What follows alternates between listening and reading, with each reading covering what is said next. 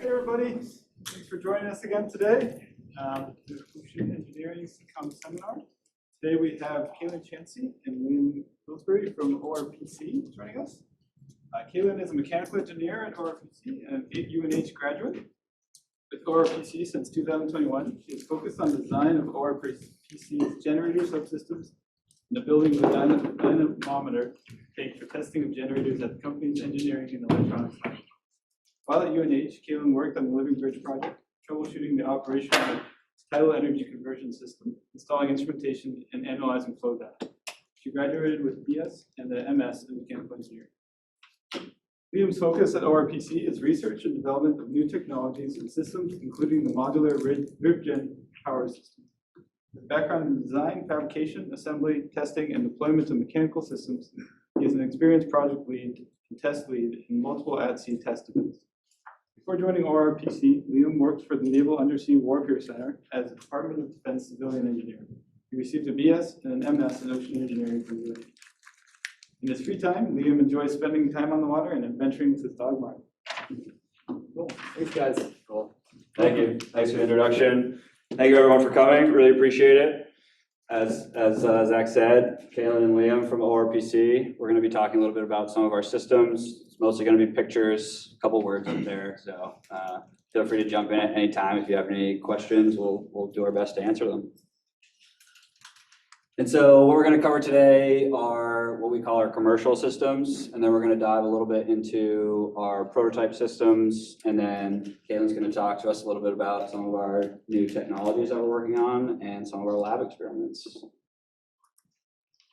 So this is our commercial system. It's called our RivGen device.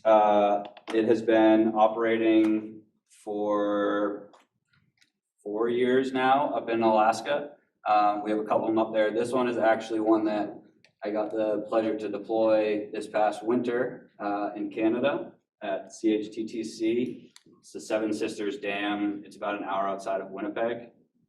It is cold and not an ideal place to be working in the middle of winter, but it's kind of a cool picture, I thought. It shows sort of our device floating, and so a big part of the usability of this device is that it can be deployed in a lot of remote locations because it comes with its own buoyancy. And so basically you push it out into the river with an excavator, you can push it around with a small boat, and then you can actually sink these pontoons, which are variable buoyancy.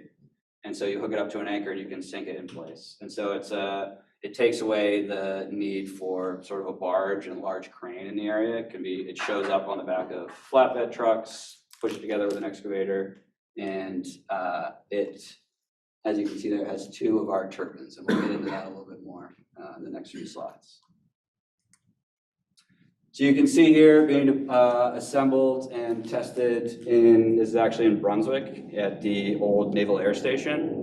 A lot of the hangars there are up for rent, and so we rented one of those hangars to deploy or to assemble our first device. And so you can see then it gets broken down and put onto the back of trucks. And this is actually shipped from Maine to Alaska as one of our first devices. A little bit of background knowledge for up at the top. So we call it our 40 kilowatt system. It can definitely produce more power than that if the flow in the area is significant. For those of you who have studied trying to get power out of water, the speed of the water is very important for flow devices such as this. And so we call it our 40 kW system. Technically, it could go as high as 80 kilowatts if we could find an area that could get up to 3.5 meters per second. And so, like I said, the picture on the left shows the deployment location of the first device in Alaska. It powers a remote community there.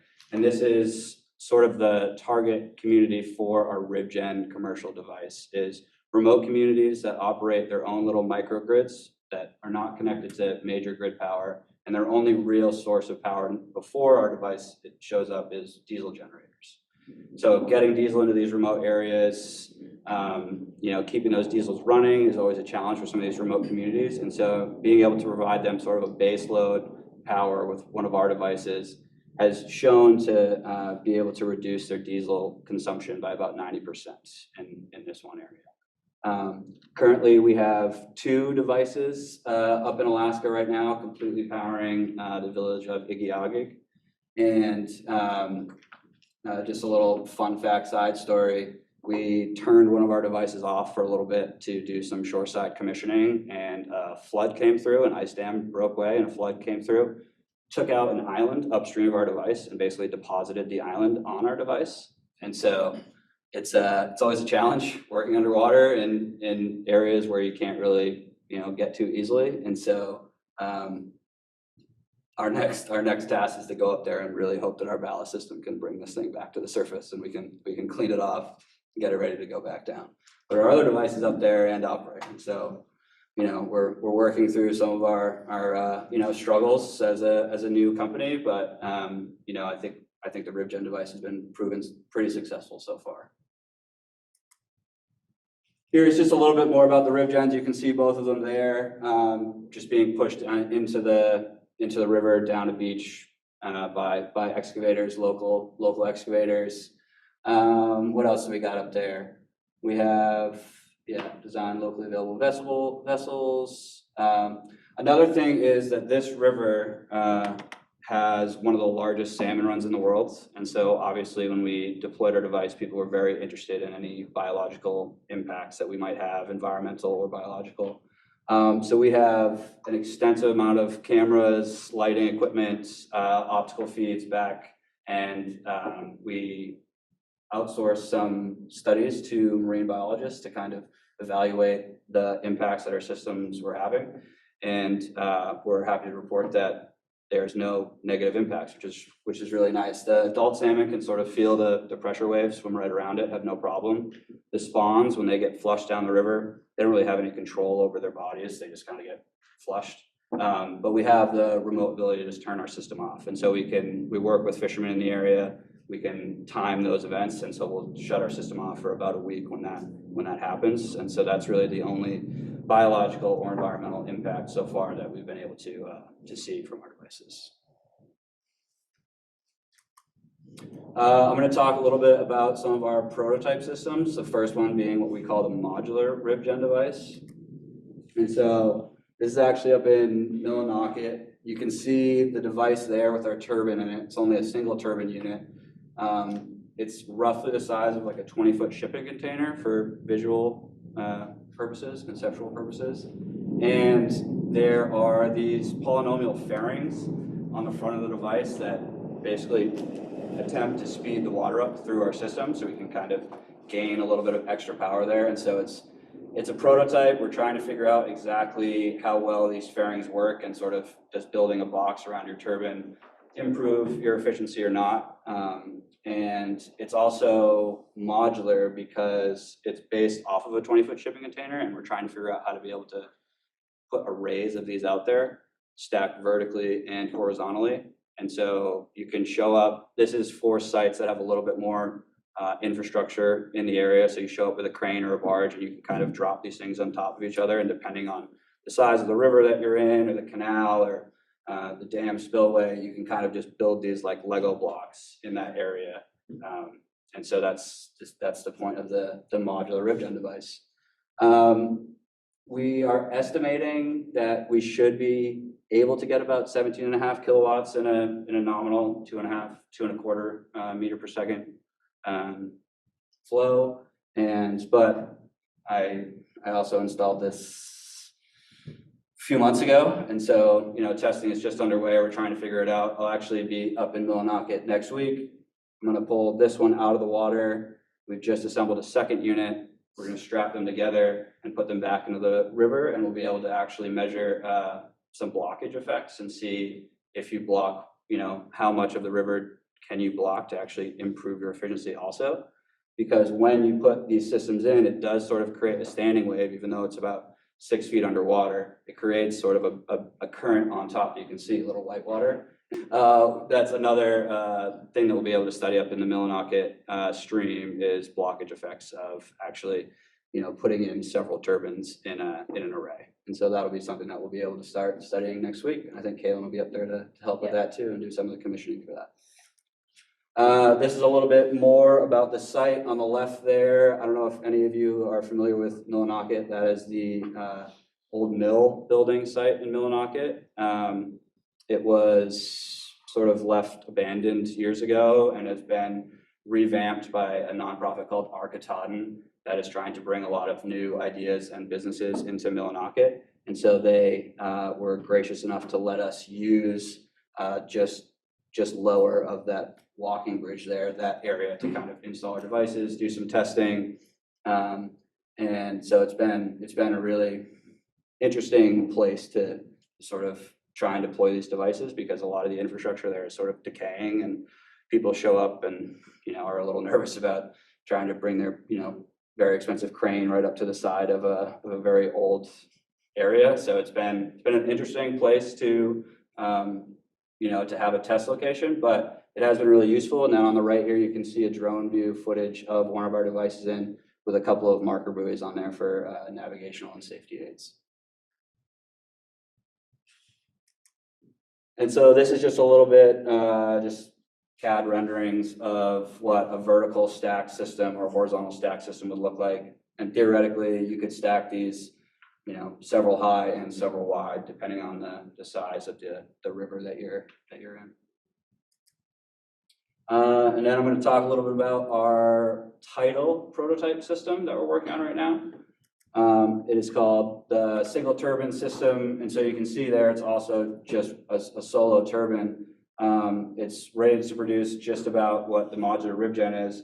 The difference between the modular ribgen, which is a prototype, is because we're still proving it out, and this is not what we are driving for our commercial system. But because it's one of our first tidal systems, we really want to flush out how our variable buoyancy works, because those tubes on top, we basically sink, we ballast a portion of it to get us about neutrally buoyant so that we can actually deploy. And then once we get down there, we deballast the system to provide the correct amount of upward force and tension so that in a current, you don't set your system back into the ground every time the tide switches. And so it kind of just gives us the opportunity to look at how our tidal performance will be and some of our other characteristics of our tidal systems. And so this is what the tidal system that we are aiming towards is. It's a four turbine system. Should be able to produce, 80 kW in a nominal area, more if we can get into a more extreme tidal environment. And here it is right now being aligned. Those are our end stanchions. The turbine's not yet installed. And you can see that the generator there on the left, which Caitlin's going to talk about in a little bit, has been installed and aligned. And so that's about where we are in the current assembly and integration process. And theoretically, at the end of the month, it's going in the water. So a lot happening this month. And I think I'm going to pass it over to Caitlin now for talking about some of our technology. Yeah, so first I'm going to talk about kind of our main technology at ORPC, which is our TGU or turbine generator unit.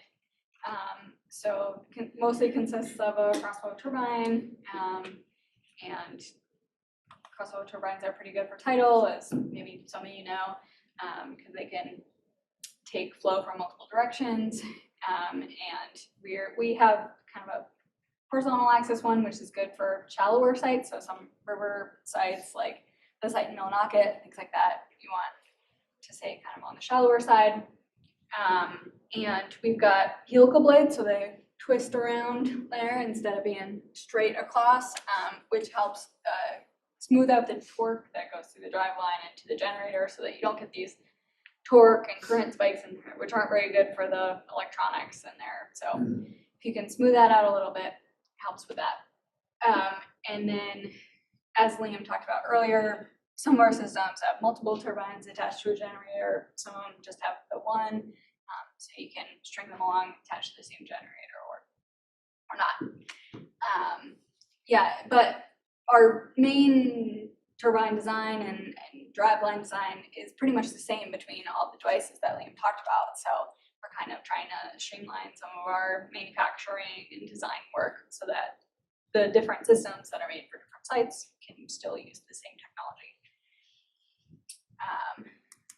So I'm also gonna touch on some generator testing that we've been doing recently. Over the last, say, 6 months to a year, we've been building a generator testing facility at our lab up in Brunswick, Maine. And this is it pictured here where we've got a tank and a drive motor on the outside, and then the shaft goes through. Actually, maybe this is a better diagram. Where we can put underwater generators that we're gonna use on our systems in the field inside the tank, and then drive them using a standard motor on the outside. And then we've got a seal on the tank wall so that, seals the water in. And then we've got a holding tank, the big green tank over there, so that we can pump the water out of our test tank, install the generator, maybe do some dry testing without, water complicating it, figure it out dry first, then pump the water in there, do some more testing. So yeah, some of the things that we can start to test is look at the performance of the generators that we're using, because we can vary the speeds and the torque, so we can look at kind of an efficiency map over a range of set points. I guess to explain this image here, this is the generator that Liam showed being installed on the SDS, and this is in the tank being tested before it got shipped up there. And then in the back, we've got our wall of power electronics, so those are controlling the drive motor and kind of the rest of the equipment to run the tests, and then also the equipment that we use for the power electronics for this generator. So we can test out different power electronic setups and test them at a range of set points, figure out if there's any limitations in the system, kind of configure the drives, and figure out a lot of those details in the lab with a spinning turbine before we get out into the field. Yeah, so I think I covered all that stuff. Here we go, this one's spinning, you can't really tell otherwise, but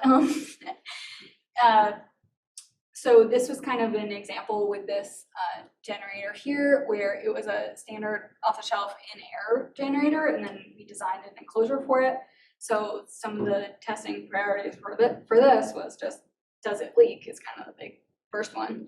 And we've got a shaft seal on the seal, so it's good to test at least like a decent amount of time with it spinning and see if that's, as the seal kind of breaks in, does anything go wrong and lead to leaks, but thankfully it didn't leak. And then also with this unit, we're a little bit concerned about it heating up too much, because it's a motor that's meant to just be operating in air, just sitting out in some kind of industrial setting or something like that, but generally it's not trapped in a tube underwater. So we want to monitor temperatures and, over a long duration tests and see what happens there. And then we also were able to do performance testing, both in air, so without the tube on and no water, just see what the performance is there. Do we get any effects from having that enclosure on and the seal installed? Like, what are the efficiency differences there? Kind of categorizing it like that. And then also figure out the settings of the power electronics and make sure that everything and all the sensors inside the enclosure are working correctly, logging. At the same time you're making power, noise issues, all those things. So kind of one example plot that I can show you guys is our cooling test that we did. So we ran a long duration, I think this plot here is about 17 hours at the highest power point that we could manage in the lab. And so we ran the enclosure for the 17 hours, and then it kind of was approaching the temperatures where the manufacturer of the motor was like, yeah, you shouldn't really operate it in these temperatures. So we're like, okay, we got to work on our cooling a little bit. So then we took it out, added some more fans in there for cooling, then put it all back together, put it back in the tank, filled it with water, did another test, and it reduced the increase in temperature enough and kind of made it level off a little bit so that we were able to feel confident that when this goes in the river in Millinocket that it'll be good and it shouldn't overheat in regular conditions. So we were able to test that, and other than that, also test a lot of sensor SCADA issues and all of that stuff. So the lab has really been helpful for us so far. I think that's all we really wanted to touch on today.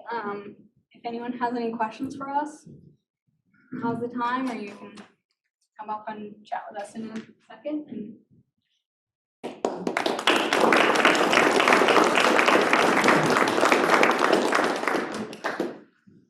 Okay, we got some questions here. I'm always quite impressed when I see this kind of thing where there's a link between research and development, but being in an academic environment, we understand kind of the financial, the funding of that sort of thing. So not being familiar with ORPC, could you just talk a little bit about how do you get the funding? Have you sold the product on the promise that it will be delivered? Have you got Yeah, so we're at an interesting point right now. Definitely would still classify ourselves as a startup, but and that drives a lot of our funding from Department of Energy and similar federal sources. We also have investors, private investors private companies who have invested in us, and so now we are sort of transitioning, and it's some days are better than others, but transitioning into working with some more commercial type companies that are interested in buying our products for several different reasons. One, a lot of the energy companies are looking at us pretty interested in trying to provide sort of base load power to some of their more critical infrastructure. So I know, we're talking with Shell. They want to probably put a couple devices down in the Mississippi and start sort of testing out our commercial systems. EV charging is big, so trying to really, put together a large, basically a large grid of EV nodes that you could sort of cover the country with. But they might be in these sort of remote areas where there's not really a power source for these EV charging stations. If you put it by a little river, you could drop one of our devices in with it, and it'll just sit there and only create power if someone comes and plugs their vehicle in. And so there's a lot of different opportunities right now. We have sort of a whole development team that's really looking at how to sell these devices for sure. Thank you. Yeah, no problem. Yep. Couple questions. One, I guess, about what's the power coming off? Is it just wild AC and then you're inverting it? And how does that work? And then also, do you have limitations in terms of siting on rivers, in terms of bed slope or flow regimes, subcritical, supercritical? Yeah, so we do a lot of environmental studies before we go to, a lot of site characteristic studies before we would deploy our device in that area. Anchoring is one of our biggest issues, depending on sort of soil types and, either bedrock or sand, drag embedment, rock pin anchors. So we have to do a lot of site characterization. We do a lot of CFD modeling and FEA modeling to determine A, is the site viable to actually produce power with one of our devices, and B, are devices structurally sound enough to be deployed in these areas. And so like the RivGen device with those huge pontoons, we actually had to add another basically I-beam connecting them in the back, because one of the sites we deployed, it was so cantilevered that it was twisting our driveline to the point of causing mass inefficiencies. And so we've run into some issues, we've solved some issues, and definitely look at that. And then Kaylin's happy to talk about sort of the generator side of that, I think. Yeah, so kind of the system that we have for most of our systems right now is the generator is hooked up to a variable frequency drive, and then that puts the power onto the DC bus, so it rectifies it into DC, and then we'll have that either go to a resistive load bank or or I think we have some systems where it goes to battery, or it goes to an inverter that can then put it onto the grid. So yeah, we go to DC first and then go to cleaner AC, like a inverter. But it's first it's wild AC to rectify to DC. Yeah. So it's just like a wind turbine. The physical parts are pretty much the same, like just made for underwater. under ideal conditions where you don't have a sandbar migrate over and so on, what is the optimistic period of time you can leave them in the field without any maintenance and? 5 years is what we're going for right now. 5 years of no maintenance time. Right now, it's a bushing wear out problem. There's there's a lot of different parts of our system that we're trying to look at to increase that time. But at least for our commercial system, it's you can send one person out there with an air compressor, and they can plug into the umbilical and bring it to the surface. You get a small boat out, you can go out and do all the maintenance on water without actually having to bring it anywhere, to take it off its moorings, and then it's another couple hours just to sink it back down to the seafloor. So it's something we're definitely interested in trying to expand that time, but we say 5 years for now. I think the one in the back, you can go up. I was just gonna ask, do you guys have to like clean the system regularly for things like biofouling and things like that, or is that not really a concern? It's not really a concern. They do come up very gross, but for the most part, all the wear parts, so all the parts that would cause you inefficiencies are pretty much self-cleaning, which is convenient, but also they're wearing away. So it's sort of a balance there of trying to use, parts that you don't have to bring it up very often to change out wear parts, but that also, still give us the efficiencies we're looking for. Probably the bigger problem with fouling is on the sensors and cameras and things like that. Yeah, definitely. And so we're still working on getting that so that you can just leave those out and not have to worry about that fouling. Sweet, thank you. So I'm curious about what your solution was for the shaft seal part going into the generator, whether that was like off the shelf, kind of a stock stern tube thing, or An expert right you work here. with companies that do underwater tile stuff or river stuff. So on the generator enclosure that we designed, where it's the generator shaft coming out of that enclosure, that's a cartridge seal, like off the shelf part, very expensive kind of seal, but designed, and we've used them before and we're like pretty confident that those work. It's one of those things where if we start probably designing more enclosures in-house, we're gonna work on our sealing and try to bring the cost down, but that's what we'd use for that. And then the seal on the outside of the tank was like a stern tube seal that is the same off-the-shelf ones that you would put on a boat. Shit, yeah. Yeah. So that's what we decided to go with that on that, and it's worked fairly well. Pretty critical part. Yes, yeah. Thankfully, we haven't had any leaking issues. In our tank in the lab. Martin? Oh, sorry.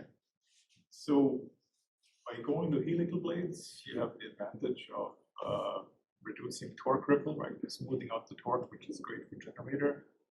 The downside is, as you well know, that you then have the location of maximum force and stress cycling up and down the blade, and that starts to cyclically impact any kind of the joints you have.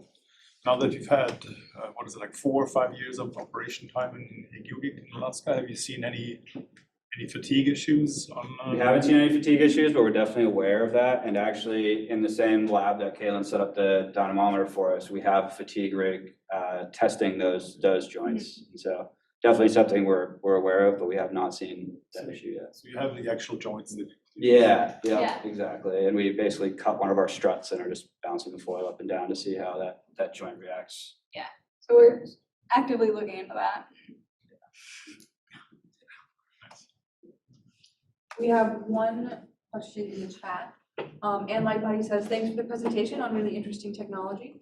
Out of curiosity, what are some of the challenges from hazards associated with sediment transport, erosion, large woody debris, ice, etc., and what is your approach to overcoming? Yeah, so definitely, we can't put anything in front of our turbine to protect it because it will impact the flow significantly and impact our power output significantly. It's something that we're always worried about, and obviously with this island being pushed downstream on top of our device, it is a possible risk and issue. But our devices have operated for years. The river will ice right over it. Can't see the device, so it's just sitting down there, still chugging away. And so it seems so far that it's been pretty resilient, and so we're pretty happy with that. We also, we do a lot of, preliminary design analysis on trying to make it as strong as possible so that if something were to land on top of our device, we would still be able to bring it back to the surface, and at least be able to fix it and hopefully fix it and put it back down is the goal. But Were I you mean, actually able to recover the device that had an island fall on top of it? yeah, so there's been, unfortunately, it's fallen down our priority list. So once we get the 2 prototype devices into the water this month, then we'll go to Alaska and start working on that problem. I think we've overbuilt those pontoons for this very reason, so that if there were an issue or if there was a suction issue or anything like that, we would still be able to bring it back to the surface. So we're not worried about being able to get it back to the surface. We're just curious what sort of tools we're going to need to bring out with us into the remote Alaskan wilderness to try and clear this thing off. And so, I mean, one of the first times we brought the device in Alaska up to the surface just for sort of visual inspection of it, there was a boulder that we couldn't figure out how to get off that had somehow landed on our catwalk behind our turbine. And so there's definitely risks down there. I mean, putting anything in the water in that sort of area is, you just kind of have to accept some part of that risk for sure. Whoever wants to go. Yeah. When you guys do these projects in these communities, are you speaking with the community members? Are there pushback? Absolutely. So Excited about it? Like, yeah, no, they're really excited about it. Actually, the town of Igiagi has been really, really helpful in the area, not only to get us there in the first place, but to also help us with permitting. And they were sort of a leader for us to get into that area. And so no, it's definitely something that we talk with the community for a year before we would ever actually show up with a device and make sure everyone's on board. Yeah, we've got whole sections of the company kind of working on that side of things too, and talking to everyone in the community and making sure that we're all good. So you guys put a relatively new device or a new design, like implementing it in the field is one thing, but implementing it in Alaska, like that's pretty far. So you mentioned having an optical system, but what other ways do you monitor the system and like how much control do you have over it from here? Do you want to speak? Yeah, Go for it. Yeah. I'll try. So basically we have like remote control over the system, and we put as many sensors so that we can get the information that we need out of it remotely. So, slow speed visual cameras so that you can see if there's anything happening with the actual turbine, and other like bearing temperature and like temperatures inside your generator, things like that, so that you can, if there is some kind of issue, you can try to at least address it from remotely. And you can, stop, start, like Liam said, on the salmon run, pause it for that amount of time. So yeah, we have remote control into these. And You don't need someone like in the community that's like ready to go out. yeah, not typically. I mean, if something happens with the system and you're like, I can't tell based on the information that I have what's going on, then they'll send someone down there. Especially in AEI, like people are like this project, and be like, oh, this is happening with the river right now. That's why you've seen a reduced flow, because there's a ton of ice, or the ice dam just let through. So now you're seeing a lot. So it's kind of like also a little bit talking to those people in the community as well. Is there one more in the back there? Yeah. So you've been putting these in New England rivers, with all the sort of emphasis on trying to remove dams. Do you think putting these in some of these removed dam locations would be a good idea? Yeah, I I mean, think a lot of the dams have been causing a lot of environmental damage, but you seem to be seeing less impact than a traditional dam hydropower. yeah, and I think that's part of our whole approach to it, is that you don't have to install a dam in a location, and you're not going to have that effect on the river, on the environment there, on the wildlife there. And I think in some locations where they remove the dams, it might work. It really depends on the site, because some of them, it's more of a head thing where, the difference in height is what's causing it to be a good site for a dam. But in other locations, if they take out the dam, it might be have a good enough flow there and be a big enough site. It's pretty site dependent. The one in Millinocket that we're using as a test site is downriver of a dam, and so like the flow there is kind of dependent on what the dam is doing. That's kind of our test site. That wouldn't probably be a good commercial site long-term because it's dependent on what the hydro dam is doing, but yeah. Yeah, because a lot of the sites for the dams where natural waterfalls are like, or more gradual white water, where you wouldn't want to take a boat, but like if you took the dam out, downstream would still have a lot of flow. Yeah, It just wouldn't be as weird, it wouldn't have the same fluctuation as with a sudden release of a hydropower dam. Yeah, it's just whether it has the right flow velocity and isn't just like a good site because it has a good elevation. One more in the chat.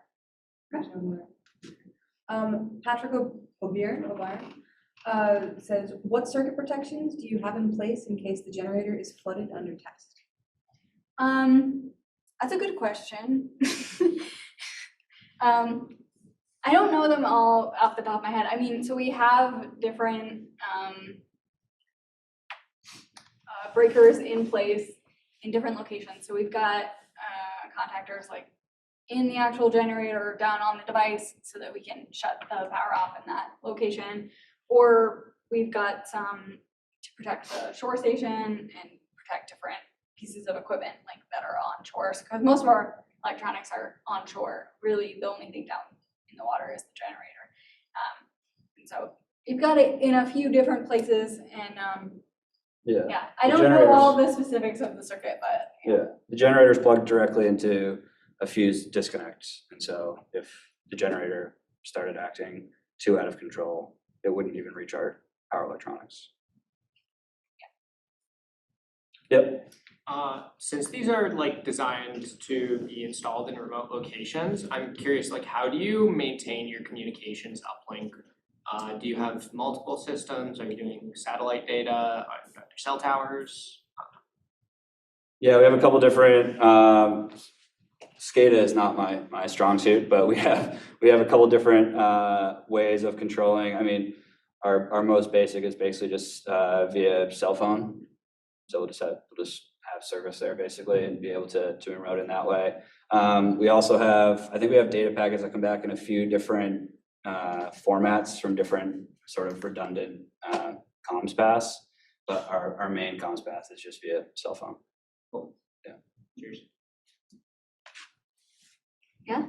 For anchor lines and such, for keeping, station keeping for these devices, what sort of loads are you dealing with? And what sort of, especially in these high flow regions, I imagine you have a lot of sediment movement, so I'm sure anchoring is sort of a challenge to keep your anchors in place and to make sure those will do what you need them to do in all sorts of circumstances. Yeah, definitely. I mean, we do a lot of sort of research in a lot of these sandy areas, large drag embedment anchors. A lot of them we pre-tension to, so we'll install the anchor and the mooring line, and then we'll hook it up to a dozer excavator in the area with a load cell and pull on it and see how the actual environment that we're in is going to react to our device. And so we'll put on a nominal load based off of what we are calculating from the UFD. We're actually going to put on the anchoring device. But yeah, I mean, 50,000 pounds is not unheard of to put on an anchor in some of these locations. So it's definitely something that we take seriously. Is that with the RibGen device? Yeah. 50,000 scale? Yeah, serious. Yeah. Scott Loringer has his hand up. Scott, if you want to go ahead and unmute, you can ask your question yourself if you like. All right. Thanks, Kaylin and Liam. It was a great presentation. Hey, what's up, Liam? How we doing? Good, man. I was excited to see you're working on this turbine project. It's awesome. Appreciate it. So you talked about the environmental monitoring side, and you had the camera system looking at the salmon run going through there. I'm curious if anyone's assessing, especially the sprat, with acoustics, or is it all done with visual data? All done visually. But in the past, I think that we've worked with We've brought in companies to help. yeah, or worked with University of Washington, who Oh, does true. a lot of acoustic That is true. monitoring and stuff. So they've done work with us too. And In the past, yeah. I don't think we ourselves have ever done acoustic. No, correct. The monitoring that is still ongoing is only visual. Interesting. All right, thanks. Yep. Anything else? Awesome. Thank you all for coming. Really Yeah, appreciate it. thanks.